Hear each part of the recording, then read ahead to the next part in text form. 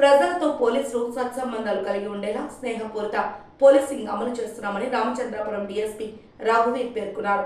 Mandapeta town police స్టేషన్లో దాతల సహకారంతో ఆధునీకరించిన సిఐ గదిని రామచంద్రాపురం డీఎస్పీ రాఘవీర్ ప్రారంభించారు. రిసెప్షనిస్ట్ మహిళా హెల్ప్ డెస్క్లను ఆయన ప్రారంభించారు. టౌన్ సిఐ సురేష్ ఆధ్వర్యంలో ఈ కార్యక్రమాన్ని నిర్వహించారు. ఈ సందర్భంగా డీఎస్పీ మాట్లాడుతూ ఇక్కడి పోలీస్ స్టేషన్ను మరింత విశాలమైన ప్రదేశంలో నూతనంగా నిర్మించాల్సి ఉందన్నారు. ఇందుకు అవసరమైన ప్రతిపాదనలు ఉన్నతాధికారుల దృష్టికి తీసుకుని వెళ్తామని పేర్కొన్నారు.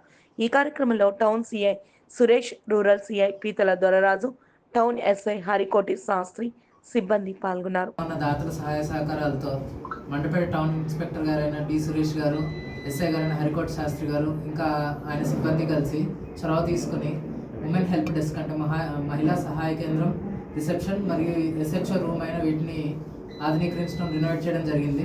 ఇంతకుముందు బాగా పిచ్చులూరుతూ ఉండేది, దాన్ని కొంచెం రినోవేట్ చేసి కొంచెం ఆఫీసర్లు ఉండడానికి అనుకూలంగా తయారు చేయడం జరిగింది.